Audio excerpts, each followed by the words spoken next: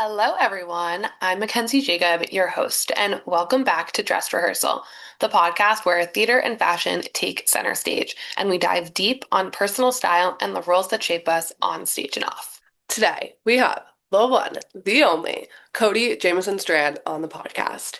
Cody has played Elder Cunningham for over 13, yes, you heard that right, 13 years between Broadway, the national tour, and on the West End in London. He is a Book of Mormon legend, amassing more performances in the role than any other actor in the show's history. And for OG listeners of the pod, you may remember our first episode with Thomas Dolger, who is also in the Book of Mormon. Thomas could not have sang Cody's praises more.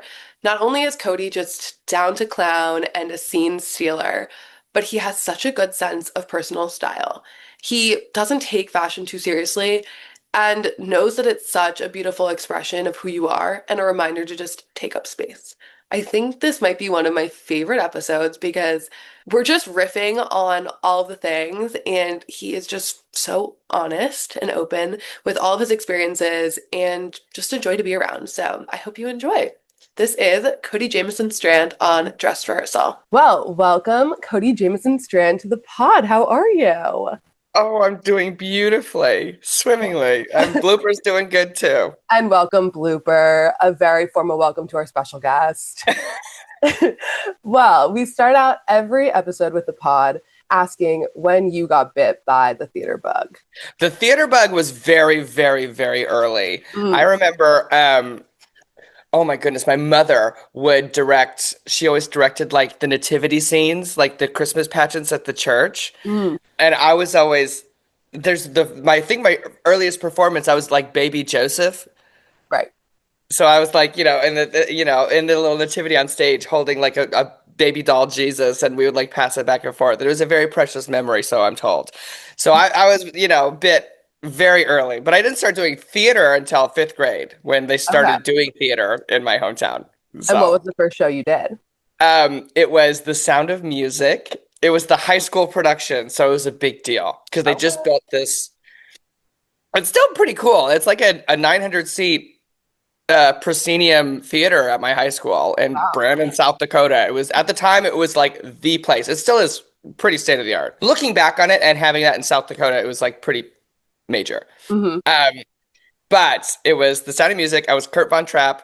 I wasn't even supposed to audition. It was my sister who went into audition because I didn't think they needed little boys. And then the director was like, hey, you can do it too. So I sang the same stuff that my sister did, which was the theme song from The Land Before Time, which is adorable. And I got the part and she didn't. And you said booked. I stayed booked, right. Well, it's funny when people have those stories of like they weren't supposed to audition. Leah Michelle talks about, I guess, maybe it was when she went in for Les Mis, that her best friend was going in and something happened to one of her best friend's parents that was like tragic and they couldn't take them to the audition. So she's like, I'm going to go along. Got the audition, booked it. Her friend didn't get it. And then and I'm like, that's on brand, one. But two, like, okay, happenstance. Like, okay. I know. Of course I would have to leave Michelle too. Right. I mean, I was also in The Sound of Music, but I was Fraulein Schneider. Is that her name? No, that's the cabaret. I was the Fraulein lady, and she's the other woman, right? No, that was a better part. I was like the housekeeper, I think. And I know. And let me tell you, that was the beginning of a long elementary and middle school career of playing middle-aged women. I have to tell you though, it's hard out there for girls. Because every girl, especially at that age, they want to be in the shows. But for the boys, they're like, will you please audition? Please. We're begging. We need boys, so it's like. That feels right. And were you always Cody Jamison Strand? Like 3 names always? No. Okay. So how did that I think I might change it. I've been going just by Cody Strand again lately. Okay. Rebrand. Because when you sign up for. So like I was in college, right? And then I graduated college, and then pretty early after that, I got Book of Mormon, and I was just on the tour and I was going. And you have to have like your official union name, like to be in Actors Equity. And so it's like, I didn't really think about it. And I was like, oh, you know what? All my favorites are 3-namers, like Philip Seymour Hoffman, like, so I was like, oh, I should be a 3-namer. But then So I did it. And I was like, oh, that's kind of fun. And I remember the late great Gavin Creel, who was on that first tour with me. He Hmm. looked me dead in the eyes and he was like, was why? When I was like, yeah, Cody Jamison Strand. He's like, why? And I was like, oh, he's like, was Cody Strand taken? And I was like, no. And he's like, well, why did you? It's so long. And I was like, yeah, it is. Well, that was my guess that it was taken, not that you were just like, I want to be a DJ. No, I was feeling flavorful, I Uh, guess. I don't know. So I might take it back out. uh, Rebrand the You post-Mormon era. know. There's no more Jameson to be seen. That was my father. Oh, yes, of It was course. not kidding. Senior, No. senior, of course. Yeah, yeah. So, since you did come to New York right out of college from South Dakota, of all places, I'm curious for you, like, did it just feel like going from being a big fish in a small pond to just like, what is happening? Yes. Yeah. Like I had been to New York to visit one time, Okay. maybe twice, to visit before. No, definitely twice because I had, yeah, with the senior showcase. And then I went to do Straw Hats one year, Okay. to do those unified auditions, which are terrifying. Um, But then moving there, when you not like, oh, I booked a hotel, I'm staying there, everything's, wow, what a city. This place is amazing. And then when I moved there, me and two other people, my best friend Brianna and her partner at the time, Ray, moved into a two-bedroom, three people in a Was. two-bedroom apartment in the Upper East Side, and it was so small. We paid $400 a month. I Wow. think yeah, it was crazy. It was crazy. But I remember being like, I'm in the city, I'm here. Your Uh start to be Annie moment. yeah, and I was working at Dos Toros, like I was like, Hello. yeah, I worked at Dos Toros and I was like, I'm gonna make it, like but it was terrifying. Yeah. Yeah, and then like, then the audition happened and it did happen for me then, but it's at the time it was definitely like, what have I done? My I mom thought I was gonna die. Well, who's to say? I saw a TikTok that's like someone from home always thinks that every day I wake up in New York City, someone tries to mug me. I go see Wicked for a matinee and I have dinner in Times Square. And I'm like, right, Yeah. right. Yeah, when like you've been there, it's like, oh, that's right. Times Square is the worst place on earth. Yes, Unfortunately, I just worked there every night. It was, right. it's avoided at all costs. There's too many people and everyone's moseying. I'm like, get out of the way. Yeah. And my old office was in Times Square. And so I'd walk in the morning and the characters would have their heads off. And I was like, oh, hello, good morning to you. So nice to see you. I know. My old agent was in Times Square too, and just trying to get to his office. No, thank It's a you. nightmare. Going back to Dos Toros, I saw a TikTok yesterday. Was this girl like in the back of some restaurant in the city and she was singing and she's like, me pretending that I'm currently at intermission of my first Broadway show instead of being in the back of this horrible, hellish restaurant. And I was like, yeah, like manifest it for you, sister, but everyone's got to start somewhere. I know. Everyone's, oh my goodness. And like that's tough too. Yeah. That's tough. Because I remember I can identify with that because when I was at Dos Toros, I didn't give a shit. Yeah. And I remember they're like I was so bad at it. Like I was so bad at making the food because I didn't care to learn because I'm like this I don't want to do this. I want to do, when I should have been like, well, they are paying you. Yeah, but mentally you were somewhere else. I was somewhere else. I was somewhere else. And I was so bad at it when I got Book of Mormon Mhm. and I was like, hey, I can't come into work at Dos Toros ever again starting right now. They were Right. like, don't worry about it. It's They were just like, we're good. Thank you. You're doing us a favor, actually.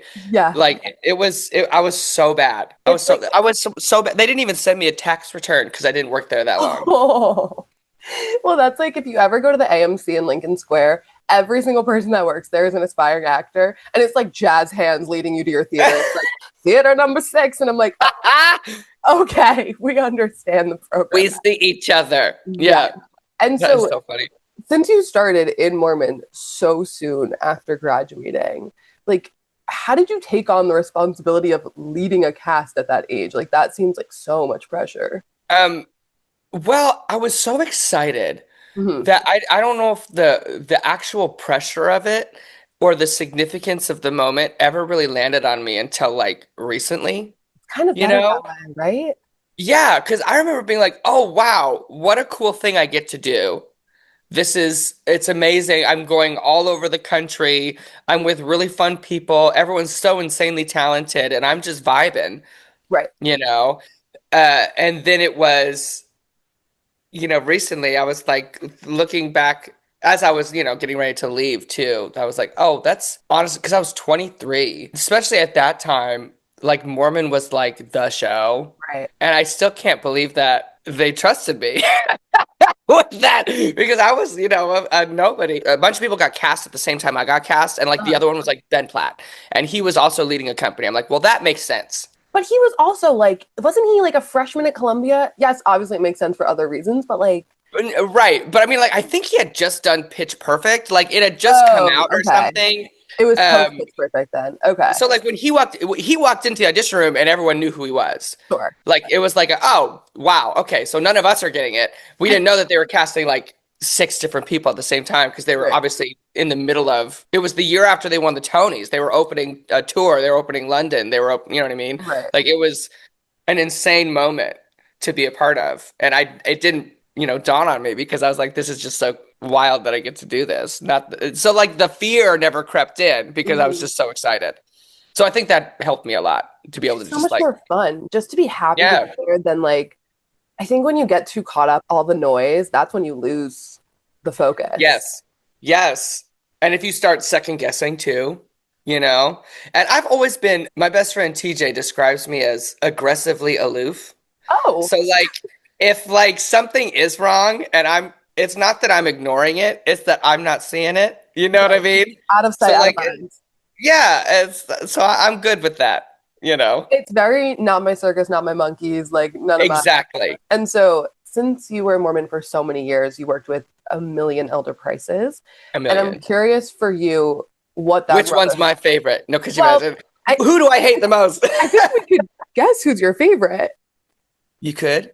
I I mean, isn't one of them your best friend in the whole world? Yeah, Kevin is definitely dude, that's a safe one to say. Yeah. You know, But you're not And stirring up Kevin, trouble with that answer. no, but that's probably also the truth. Maybe he's like a very close second to Gavin Creel because, working with Gavin was a major milestone.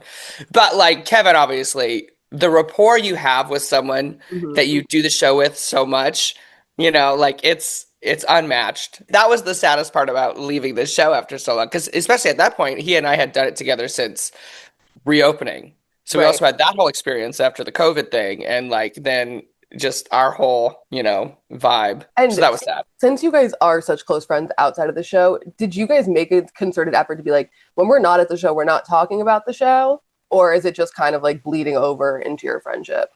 Oh, we never talk about the show. That's good, If we're talking about anything, well, unless there's like drama, we'll talk about obviously. the show. But like, It's time to spill the tea. I don't send him like memes No, on no. Instagram about like the show. I sent him like Pokemon stuff. Right. Like if we're talking about anything, it's most likely something really nerdy. If you know what I mean. So like the theater of it never. Which Pokemon are you using to do? Right. Did The you show play is the new? Like that's whatever it is. Dungeons and Dragons. versus like the show is the last on the agenda of conversation topics. Yeah, yeah, it always is. Because there was also like there was no need to talk about it because we were good. Right. Everything what we were doing was we were golden. So there was nothing. There were no concerns. And so we brought up Gavin Creel, and he is such like a unicorn, I feel like, in the theater. Yes. And so since you did the show with him so early on in your run, like what did you take from that and how did that kind of change how you moved forward? He was the first person I ever did the show with. Let me rewind it to give you the whole picture because Okay. this is, if you think about it, it's insane. So I got cast in the day that power came back on from Hurricane Sandy in New York City. That's when I got cast. Oh my God. Then a month later, I rehearsed for a month. Well, I didn't even rehearse. Right. I watched Ben Platt's company, the Chicago company, the second national tour rehearse. So I was there taking notes, Okay. and then I got shipped out to the first national tour where Gavin was. I was the standby for Jared Gertner. And I got there on Monday. I rehearsed on Tuesday, and Jared Gertner was sick on Wednesday. So I had to go on, and I had done one dress rehearsal. That is a Mormon hell dream. Yeah, I literally had only ever done one run of the show. And I went on Wednesday and Thursday. And I remember being so scared, 'cause that was when I was scared because it was like, I'm not ready for this. Right. And Gavin came up to me and he was like, now remember, we're just here to tell a story. That's it. And at the time, I thought he was making fun of me. Like I was like, oh, he has no faith in me whatsoever. But now it's like, well, he's right, we're just going out there to the thing we know that we're ready to do, and that's it. And also, if it goes wrong, it goes wrong. People love when that happens. And it did. It did. I'll never forget. I got stuck there's a bedroom scene with those two little beds. And I went to roll over to my side of the bed and I got stuck in between the two beds. And like a turtle on its back, like on my legs, like picking up. I was really like, literally like, and Gavin didn't know what to do. He just kind of was like, it became like such a bit. And it was totally unintentional, but I literally just like just got stuck in between the beds. And you know, first show ever. And you have no control. Like, no. I mean, controversial as this is, Trisha Paytas in Beetlejuice just did her debut and she broke the chair on her first show. And I'm like, you know what? Sure, sister. Sure. Like, let it happen. It's not Listen, that's something you can't control that, No. Well, you might have been able to control it, but I was such a loose cannon that, like, again, surprised that they ever trusted me. But. I mean, at that point, it's just like control what you can and just like relinquish the rest, Yeah, let go and let God, God bless. And so Thomas Dolger was our first guest on the pod. Iconic. And sang your praises. And so I'm curious if you're shocked that even 13 years down the line, you're still making new friends in the show and like how the people have really made the place. Because I feel like that'd be like a senior being friends with a freshman. Like it's such a fun, exciting, like new situation. Am I wrong? Like, no. And I mean, sometimes it feels like that. Okay. Sometimes it feels like that. Not with Thomas so much, because I feel like Thomas is a bit of an old soul. Yeah, so more in just like the new blood in the theater. Yeah. And also, I mean, there's a lot of things that, like, Thomas likes to twirl and I like to go home. So, like, there's also, there's different energies there, too. When Thomas joined the show, actually, I remember meeting him and then I left for a leave for 3 months. So I don't know if I met him before. So he had been doing the show for 3 months and I wasn't there. So then when I came back, it was nice he was already adjusted and had made friends in the company. And then I came in, and it was kind of instant because we went out for drinks one night, I think, with another cast member because it ended up being kind of the three of us, whereas me, John Eric Parker, and Thomas Dolger. And we would maybe every other week on a Thursday be like, hey, let's have a cocktail after the show. And then it kind of developed from there. And yeah, it was pretty quick that me and Thomas fell in. So he's a good time. I can only imagine you coming back after your 3 months being like, I'm the owner of this house. And who are you? Like, where'd you come from? It was funny because I want to say there were 2 people. Like, it wasn't just Thomas. There were a couple. Okay, that makes left sense. While I was gone, and so I came back to like brand new faces that had already, been there. Hello. Yeah. And the 2 of you orchestrated, filmed the Book of Mormon Traitors, and so it looks like the most ridiculous, like backstage endeavor. And so for you, I'm sure those kinds of things after 13 years are just like reinvigorating. Like, oh, I can't wait to get there because I need to know what's happening for Traitors. Yeah, it was kind of the only thing that was keeping me going at that time. Right. Because I also started as soon as I got back from my 3-month thing too, which also I think that helped me and Thomas fall in real fast because I was like, hey, I have this idea. Because at first it started as just my Instagram stories. When I was like, let me film our first meeting because it was funny. And then people started commenting on it. So then I edited them together. And then it became more ridiculous as it went on, and then I might have started manufacturing storylines, Hey, you gotta be a producer. Should have been paying attention to the game because I was so bad. I was so bad at it, but that was a good time. So fun for you to look back on as just like a moment in time of just like kind of the end of your run and just like at that point you had senioritis, I'm sure, and you're just like, okay, whatever. I mean, If anything, the Traitors probably helped with that a lot because, it had something, I was busy, I was focused, and it was also involved. I found another, not skill, because I don't know if I'm that great at the editing of it, but like a fun thing I enjoyed doing with Mhm. creating these like, reality TV style Right. stories. And it's like a fun new outlet for you. And Yeah, so much so. I mean, I'm literally working on a YouTube channel right now, so okay, that's we're so gonna be doing exciting. the same kind of stuff, but with like board games. But I think it'll be pretty funny. Oh, that's so fun. Is it going to be like mockumentary style or how's Yeah, I okay? have like we play the game and then I edit in. I have talking head confessionals of everybody, and it's with really dramatic music, and I think it'll be really funny. Oh my God. In my old office, we had like this little room with a couch in it. And I was like, guys, we should go do confessionals and like come out of a meeting and be like, that was whack. She's nuts. And no one bought in. But I was like, this is so fun. And they were like, That'd be funny. I no. think people would eat that shit up. Right. But I think people are too scared of HR. So I'm like, fair enough. Well, Fair enough. that's the Yeah. beautiful thing about Book of Mormon too. Whenever we'd have like meetings about like HR stuff, and it was like, obviously, but like, do you see what we're saying on stage? Like, Right. it was such Yeah. I mean, a funny workplace. I had a coworker that was making an Abby Lee Miller Dan's Mom's pyramid of her favorite coworkers to least favorite. Like, all hell had broken loose at that point. That is so good. I And mean, she didn't hide it. diabolical, She didn't hide it. diabolical. You know Yeah. what? Good for her. I know. I was like, okay. Well, another part of the latter part of your run was you got to be the surprise guest at Gutenberg, right? Yes, that was crazy.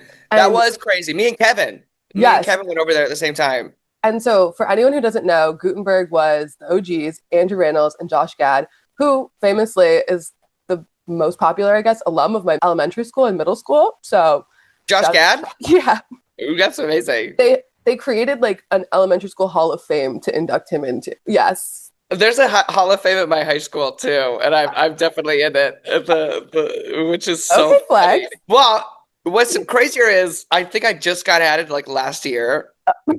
So I'm like thanks y'all. You're I've been like, doing this for some time. I've been here, and who are my competitors? Because I've been here. Yeah. And so, what was that Gutenberg experience like for you? Oh, it was fun. One, because we got paid. Oh, I'm kind of surprised by that. Yeah, well, because it was during our show. You know what I mean? So we had to be in the audience of Gutenberg the whole time. Right. So we were in Mormon costume Right. with coats on in the audience. So then at the very end, then one of the stage managers would come down and give us the props where we have like there was like a hat and Yes. a Broadway contract, I think. And then we would just go up. Like it happened so fast. We got to meet them beforehand. There was a little bit of a rehearsal where they just walk you through how it goes, which ended up being nothing like how it actually was because Of course. in person it was bananas. Like the audience response was, I'm sure it was like that every night when you had like actual celebrities there.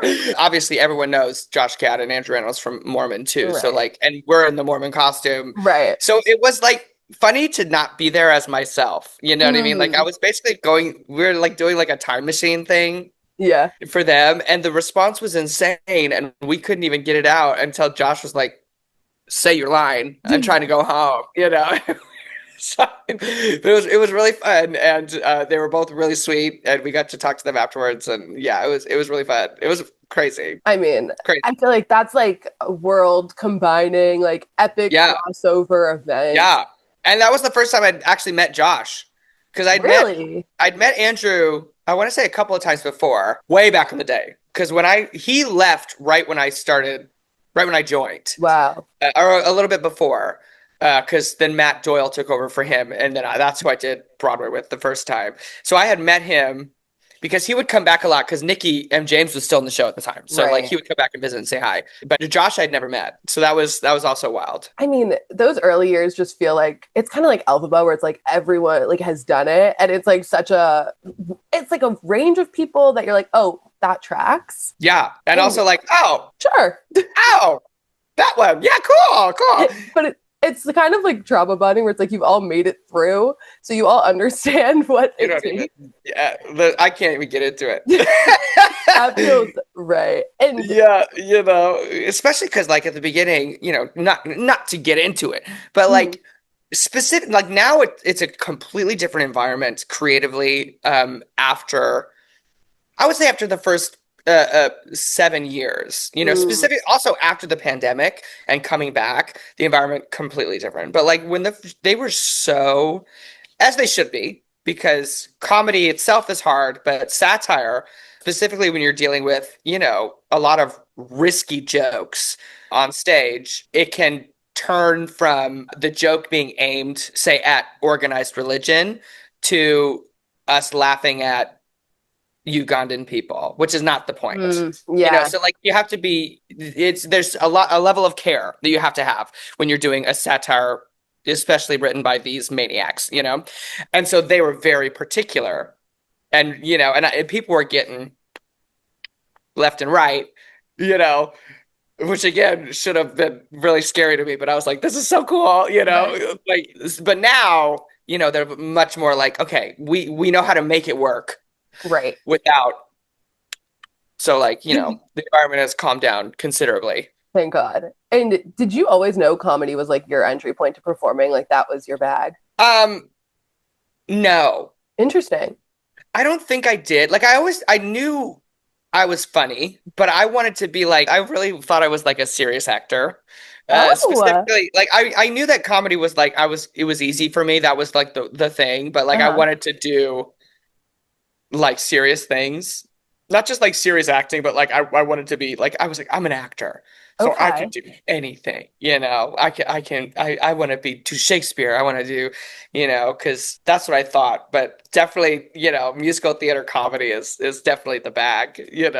Right. I wanted to be somebody, not like Wow. that, but I want to be like again like my favorite actor is Philip Seymour Hoffman. You know what I Right. mean? Three namer. Yeah, I wanted to be serious. And I saw that you were involved in the New York Comedy Festival, which was hosted by like comedy legend Rachel Dratch. And I'm curious, was this your first time performing like post Mormon? And like, how did that feel? Like, It wasn't even performing. It was just oh, a panel. oh, Like, okay. and it was amazing. And Mormon asked me to do that. Mormon asked me to do that Interesting. like a couple months ago is when, and I was like, that I will be gone. Like, I won't be in the show anymore. Right. And they were like, yeah, but we want you to do that because I guess they asked for me, which who knows. Love. But I saw Rachel Dratch and I was like, oh, I'm yes. there. But then it was like, oh, these are all like major players because it was Leah Delaria and it was Steve Henry who wrote. He was one of the writers of The Play That Goes Wrong, massive Right. enterprise, The Goes Wrong enterprise. Then Mm-hmm. you have Natasha Hassan, who wrote Operation Mincemeat. And then you have the two guys who wrote Gutenberg and Beetlejuice. And then there's me, Hey, but who's you just earned been your saying spot up funny things there. but it was like, it was so interesting because they were asking everybody else, like, what's your process for writing comedy? What's this? Cody, what's it like saying the same joke 13 years in a row? And, it was so funny that I was just kind Hey, of happy to be there. Then felt- someone asked about my dog. It was weird. It was weird. hey, it was the room where it happens. Rachel Dratch is really nice and really tiny. These things all track. Yeah, I she feel was very fun. on brand. And I saw, speaking of SNL, that Bill Hader came to the show. And I'm curious, like, Yes. who are some of the people that have meant the most to you that have come during your time? Well, I will say, like, kind of back to back, it was Bill Hader and Maya Rudolph, Hmm. and they both came with their kids, and they were so nice, and they really took the time to like say something, and like they were talking to everybody. Bill was very, very nice to me. Maya was very, very nice to me, and it was, you know, just kind of crazy. And like I even gave Maya's kids, they were curious. I gave them a quick backstage tour. So nice. Those two very recently, they probably, were I shouldn't even say the friendliest because most of the celebrities are really, really, really nice. They have to be on Uh, their best behavior in that yeah, moment. like Anna Faris came once with her kid, and it was just so sweet. I mean, some of them, we don't have to get into it. No. But we had like it was specifically when the show was again when I first joined, and Right. again should have been another thing because all the celebrities were coming because the show was still 1 year old. Yeah. Like we had like Mike Myers show up, we had Rosario Dawson, we had Richard Jenkins, it was like everybody every other Yeah. day. It was like there was somebody. Lizzo came, and Right. that was probably the coolest moment because I think she hated the show because it was right when we first reopened, and I remember like her album had like just come out. So she was like everywhere, Yeah. and I had been a fan of her since her EP, Coconut Oil. And so then she came to the show dressed in a white gown and she entered after the show started and exited before. But like as soon as Hasadiga Ibaway happened, she Yeah. had her hands on her mouth. And then she put her mask on and never took it off. It's like she hates this show. Yeah. She hates the show. Oh, it was amazing. It was amazing. Yeah. Diva down on that one. Diva down, diva down. She was like, I don't think I like this. And I don't like you. And I was like, this is very funny. Yeah, perfect. And as someone from South Dakota, do you have someone like people that would be on your comedy Mount Rushmore? Like South Dakota funny people? No, no, no. No. Oh, Just I was like, who? No, that would be that might be annoying. is that Hill Rushmore? No, like people that you would put on your comedy Mount Rushmore, kind of like the ones you look to and you're like, oh, that's what I'm going for. Probably my biggest inspiration, specifically growing up, and this might be true for every Midwest kid my age, but it was definitely Chris Farley. It was Chris Farley. Of course. Because everyone, and I had that monologue, eating government cheese down in a van down by the river, memorized for years. And it would be something where my dad would be like, hey, Cody, do that thing. Yeah, like every Thanksgiving or every Christmas, Yeah. ever. And that was like, he would be the one who I would imitate the most growing up because I was just so obsessed with him. And then a lot of cartoons too. Mm, Like The Misadventures of Flapjack, I think was a big one for me. Or okay. Chowder. Those are two that I thought, and I might have been a little too old to be watching those at that time, but I just thought they were so funny. You're like, yeah, no, Cartoon Sunday and forever and always. Yeah. That feels right. I know something else that you love is seeing shows alone, which is something I love to do because Yes. I don't want to know if you like it or hate it. I just want to absorb it myself. And Yeah. I'm curious, what's like your favorite show that you've just seen alone and you're like, oh, I need to talk to someone about this, but like, it's just me right now. A Hand to God. Mm, And that's been one of my favorites for a while now. But again, it's like, it's so tough right now because tickets are so expensive. I know. I know. Death Becomes Her. Yeah. But like some of them, they're so expensive. Like even when I went and saw Operation Mincemeat, it was $65, which I thought was a steal. But I was in the back. Yeah, and the Raptors. Yeah, and like it's hard to hear up there, and I'm getting older. Someone get the hearing aid. He's begging. Get the hearing aid. Oh, I will say, when I saw Wicked yesterday at the movie theater, the preview was for Death Becomes Her, and I was like, brilliant, brilliant placement. like the Broadway show? Yes. Wow. I was like, smart, smart, smart, smart, smart. Well, I will say Death Becomes Her, their social media team kills it.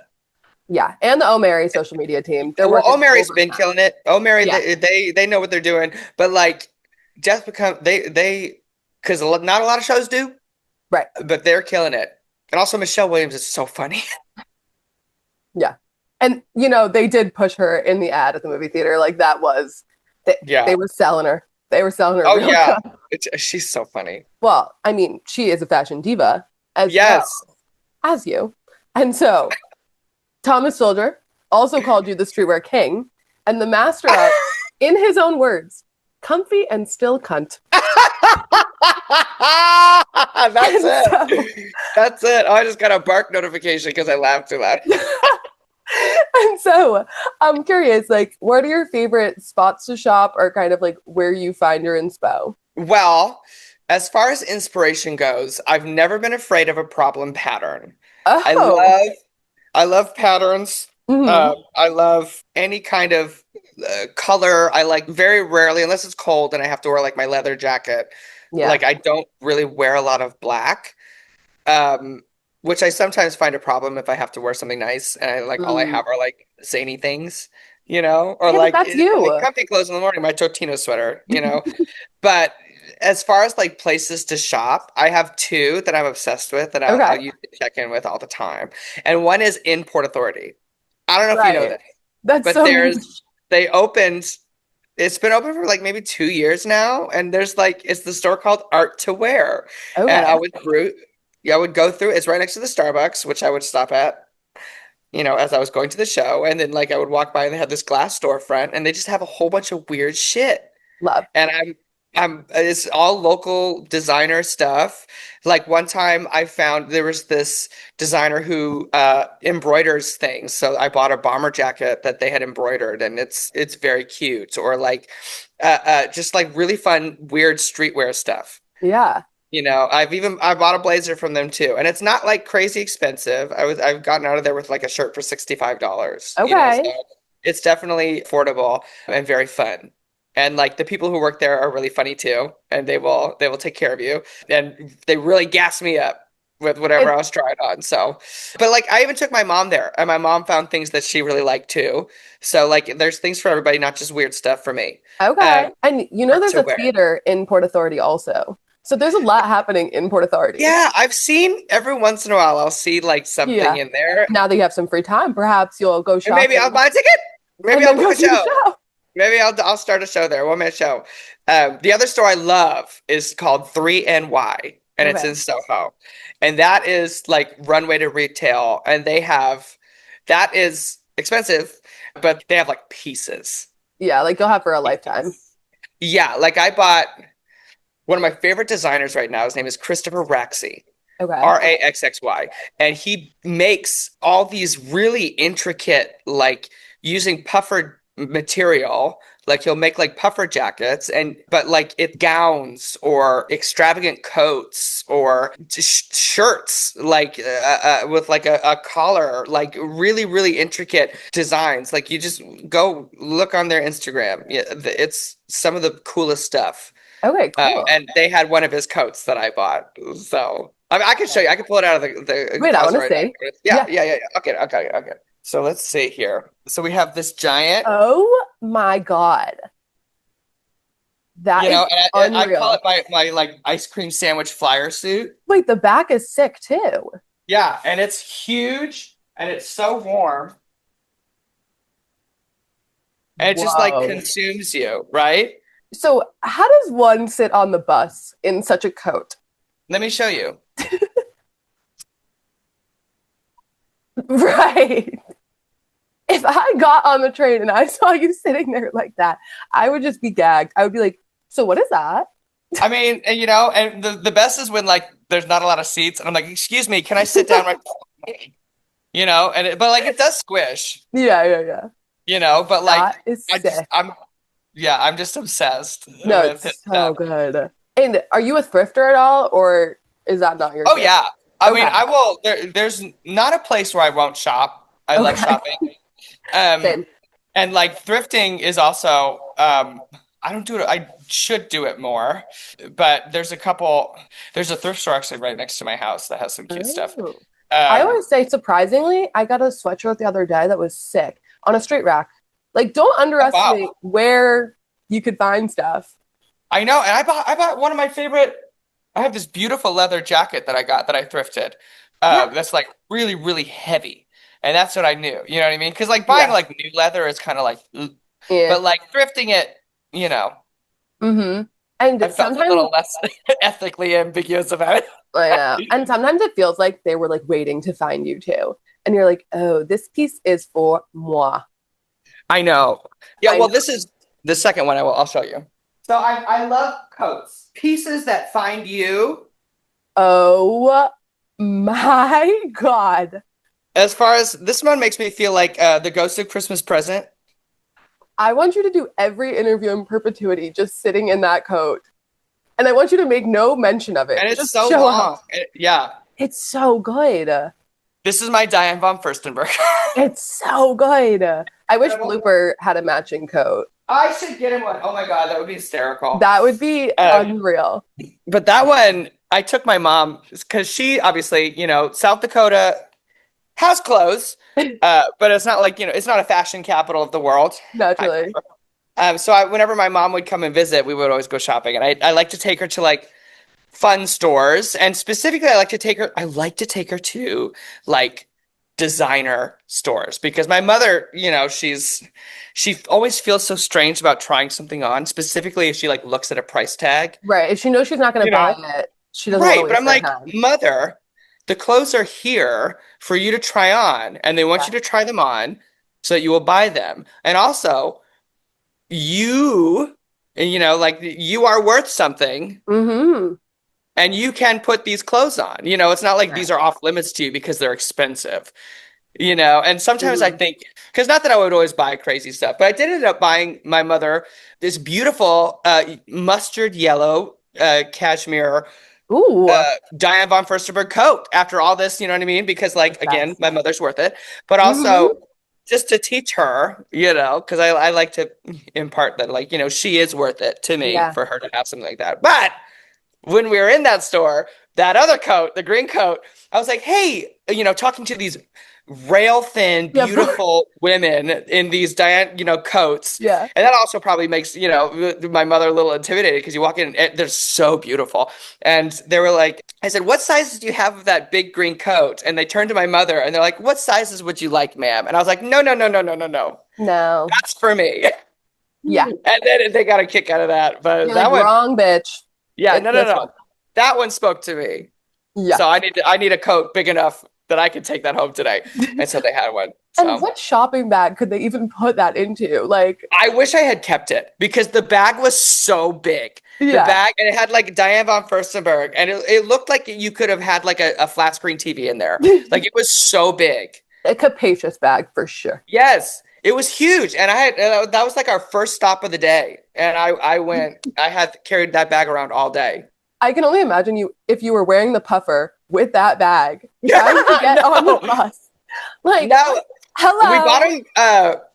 It was still hot out. Like it was like the very end of this summer. Okay. So like maybe that's why we got good deals and everything. But it was like it was still hot, so we couldn't even wear them. You know, we were in. I was in a t-shirt and shorts. You know, so it was like hot.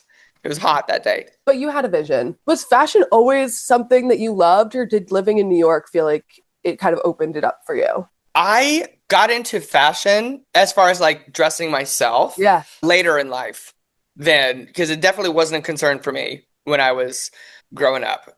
I would wear like, you know, hoodies, you know, which Uh-huh. I still wear like at home, you know, but like, or if I have like a rehearsal day, you Right. know, I'm going to be moving, like things like that. But like, if I'm going to be going to work or going into the city, like I want to look Yeah. cute, you Hmm. know, and and that means, you know, color and zany and whatever. Yeah. Um, but definitely later in life. I definitely was interested in fashion, but I didn't because I would watch like I don't even know if you could call it fashion because I one of my favorite shows is America's Next Top Model. You know what I mean? Okay. Which Yeah. I don't know if you could call it fashion. It was That's where just kind like of tears psychological over, torture. yeah, like tears over having to cut your hair. Yeah, you know, and maybe that's what I liked about it. So probably just because, you know. Um, but yeah, definitely later in life when I started touring, and then suddenly I'm working with, you know, all these professional actors who are also have so much style. Hmm. Like as far as coworkers, like if you should also talk to Kim Exum, who Okay. is Book of Mormon. She, as far as like personal style goes, because she Mhm. had her own thing when I met her. And that was, you know, being like, oh, you know, that's a weird thing to wear. But instead of like, that's a weird thing to wear, being like, oh, she looks really dope, Right. you know?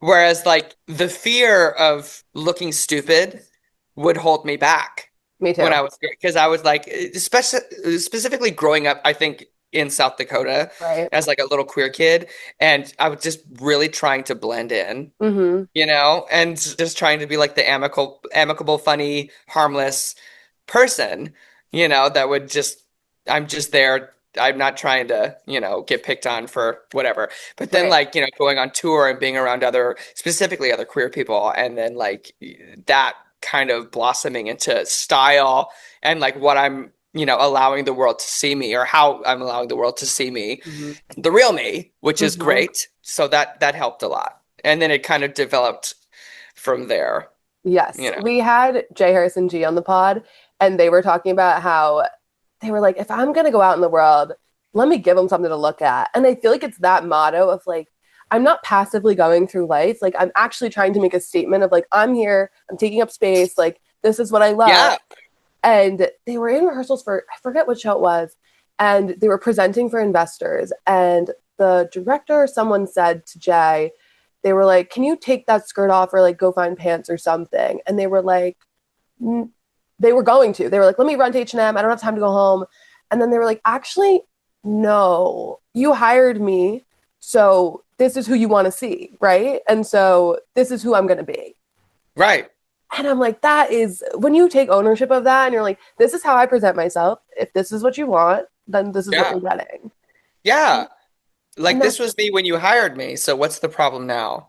right. Like suddenly we're going to shapeshift or whatever the No. external validation is. And it's like, no, No. It's just to what? Get a couple more dollars? I would never dream of it. no, Oh my goodness. I know. And your set game in particular is unreal. And so I'm curious, both in sweat sets and in suits, like two-piece I situation. love a two-piece. I love a top to bottom pattern. Yes. And if you could only wear one from your closet every day, what are you picking and what's the story behind it? It's this one. So these are the pants. Oh, sick. It's a sweatsuit and they Is it have knit? yes. So this is a knit with this amazing and like the top is a hoodie, but it's also the exact same pattern knit.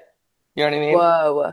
And the So colors are so vibrant, interesting right? together. Yeah, Yeah. and it's something I saw at that art to wear store in 3NY, and it was in the window, and I walked by and I saw it for 2 days. And I was Mhm. like, okay, I keep looking at this. And this is what would happen. Like if I keep looking at this piece and it's there the next day, I'm like, okay. So it wasn't, I saw it once, I was like, that's cute. I saw it the second day, I'm like, ooh, that's really nice. And then, if I'm still thinking about it on the third day, I'll go in and I'll get it. And it was the last one in my size, so it was meant to be. But Mhm. like this suit, it's so comfy, but it's so comfy, it's so cunt. Mhm. And I can't imagine how tempting it probably was going through Port Authority every day and knowing that that was sitting there and you were like, Yeah, because you have to pass it yeah. every time, right? It's literally, I go down the escalator and it's right there after I pick up my little Starbucks coffee. Yeah, that would taunt me. I think I would just be convinced by everything at that point. Yeah, I mean, it's happened with three different things Mm, where I've been like, yeah, I gotta go in. But like every once in a while, I'll still go in and find something stupid that I'm like, well, I have to have that. duh, duh. And is there a Broadway costume show, like a closet that you would want to steal for your personal life? Oh my goodness. It depends on like if, oh, ooh, Death Becomes Her is really good. Those Um, bodysuits are ridiculous. they're ridiculous. They're Yeah. ridiculous. But also like, it would be really fun to own some of the stuff from Wicked. Because Yes. those costumes are also so cool Yes. and bizarre. Hmm. Like some of those coats that they wear. I can't even imagine how expensive that show is to build. I can't even We imagine. on the last episode we had Teal, who was a dresser on Wicked for years, and she was Uh-huh. talking about like the amount of upkeep and maintenance for those gowns, like you don't even know. And Well, of they course, they're have, dancing. of course, but then like you'll see in every costume, there's like 10 layers of like name tags of who's been in it because it's like you could never possibly afford to make a nude gown for every single person. No, So on one hand, it's really cool to see like the legacy of whose corset you're wearing, but also like it's just not possible at this point to like keep making them. no, it's crazy. Like you even see that. I mean, even with Mormon, where the costumes are not as like they're still unique, but Yeah. they're not gowns. Hmm. Where you'd be like, oh, this was so and so's from 10 years ago, Hmm. because they at that point they have like a warehouse where they keep stuff. So if someone new is coming in, they're like, well, we need, who do we have that matches their body from a previous iteration? Right. Because even now, like it's like I remember when I was leaving the show, Hmm. they ran out of the fabric where they used to make the Mormon underwear, the undergarments. Uh-huh. Like they had bought like the whole bolt when the Right. show opened, and Hmm. now like that fabric is not made. So they had to find like a fabric that was close. So my last Mormon onesie they made for me was not of the same fabric, so it stretched Oh. different. So suddenly there's a whole other concern. And Hmm. by the end of my run there, like it had stretched so much that the shirt was coming out from like underneath my Mormon white shirt. Like it was, so it's wild the choices they have to make. Yes. And I think there's like a MAC cosmetic color that's the only alphabet green that they've used the entire time that's been discontinued, but they only make it for Wicked now because they're like, well, we need this. Like you can't You need stop this. making this. Yeah. Well, Yeah. MAC Cosmetics, don't get me started. Oh. Because I guess they changed their formula. Because I used MAC for Mm. Mormon. We all use Mac, but I guess they Uh-huh. changed their formula recently. So I think it was just Mormon being cheap on us, but we won't get into it. None of our Um, business. and listen, I left, but they were giving us bed and I, and I was like, you miss me with this. I mean, pretty sure all off-Broadway shows have to pay for their own makeup, That makes which is sense. crazy. Speaking of leaving Mormon, you've been very open about why you knew it was time to go. And I would love for you to kind of like share that story because I feel like it is not talked about enough. Oh yeah, well, that's why I took the 3 months off, Mm-hmm. initially because it was, and a big part of it was probably losing Kim as my Nabalungi because it would have been 2024 because Kim left Book of Mormon to go do Wonderful World, Mm-hmm. the Louis Armstrong musical, and I had always told myself because it was me, Kim, and Kevin, and I've been doing the show with Kim longer than I've been doing the show with Kevin because when Wow. I came back to Book of Mormon before the pandemic. This is she I think came back in 28. I was there in 2018 January. I think she came at the middle of the year 2018 Okay. or maybe early 2019. And she and I had been doing the show together since then. And then when she left and I signed another year, it was suddenly I was like, it was difficult to relearn and redo. And that was a big stressor that I wasn't anticipating. Mm-hmm. And suddenly it happened very quickly where I would just develop panic attacks. And I had never had that happen Mm-hmm. to me before. And it was during a show and I thought I was attacked. Like I had no idea what was going on. It was suddenly like my head was light. I was like looking around, like, like it was, we don't have to get into it, but like Yeah. it happened. And I left the show halfway through act one. Like I had to get out of here. It was during the airport scene. I turned to the actor playing my father, J. Casey Barrett, and I was like, you have to get me out of here You now. I gotta have to leave go. now. And, luckily he gets to go off stage and then they got me out of there. It was terrifying. And I went to Mm-hmm. my doctor and she was like, it's probably a panic attack and you had to do, so she gave me a note and I left for the end of the year. So I came back in early January, and I even went back to saw my childhood doctor, Mm. Dr. Riggs, from my childhood. And he was like, this is what I would prescribe for, it was all great. And I didn't have to use it. Therapy's wonderful. Mhm. And, we're good now. Like Mhm. therapy is fantastic. But the big tell for me after this long story was when I was gone, I Mhm. didn't think about the show one time. Yeah. And like I thought about the people because like I would still see Kevin every Tuesday because we do Dungeons and Dragons or like I would talk to Kim all the time.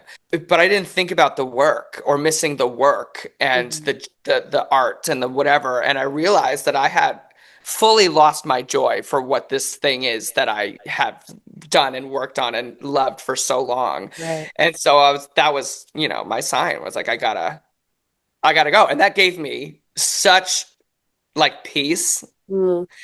knowing that I was like, oh yeah, I probably did stay a year too long than I should have mentally.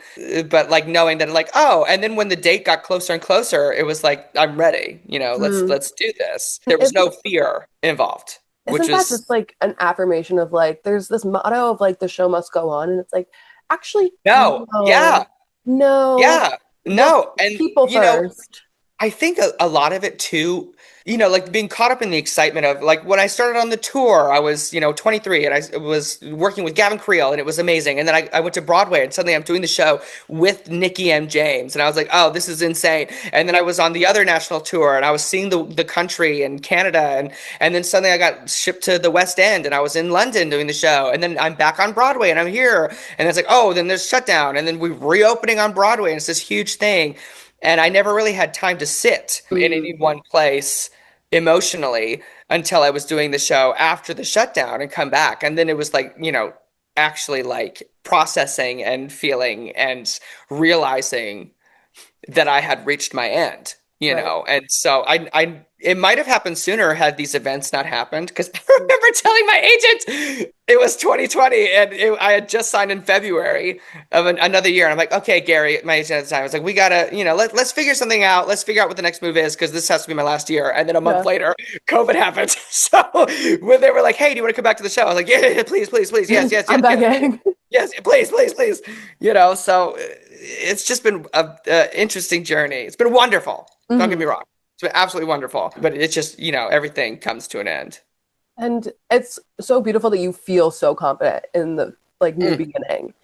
yeah. And as the last question, I'm curious now, as you're kind of like rediscovering who you are without the show, what do you hope like your signature stamp on the industry is? Like, what do you hope you're leaving people with when you enter a room? It's tough because I did just have like my first audition. I had Wow. my first audition. I won't say what for. Of course. I definitely didn't get it, but it was still an Doesn't experience. matter. Realizing how much I'd missed the thrill of it, like, because Mm, it was quite thrilling, and suddenly there's like rounds of auditions, and you're getting put in front of people who can give you money and work. It was also pretty funny because like told my agents, I was like, I just left the schedule. Like I yeah. just got out and we're going back in right now. Like, Right. I'm gonna do the audition because I need to practice. And Yes. it was so thrilling. And I remember there was a dance call and the assistant director, when I did my first audition, she was like, "Hey, will you stay for the dance call? I promise it'll be a highlight of your day." And I said, No. "Sure." And I was in the dance call and it was terrible. I was so bad.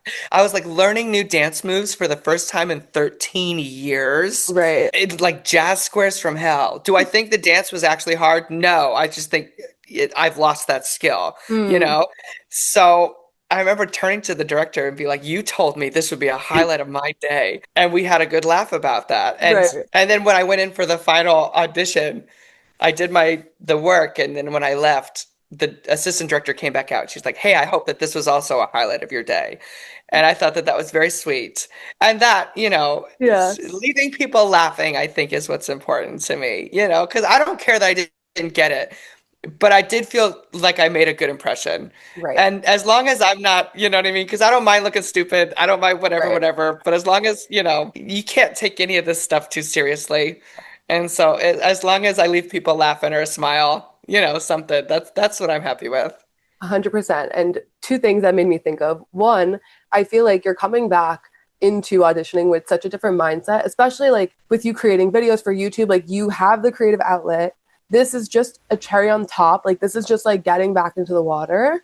And that is Yeah. such a helpful mentality when like all your eggs aren't in one basket. Like you have other things that are fulfilling you. Yeah, yeah, and I'm also in a very fortunate position that like because I did the show for so long, like I Right. have savings, I'm Yeah. good. Like I have a mortgage, so like I don't have to worry about housing. There's from where I was auditioning the first time, where it's like, oh God, I need this job, Right. you know, versus like now, specifically having just like elected to leave it. Hmm.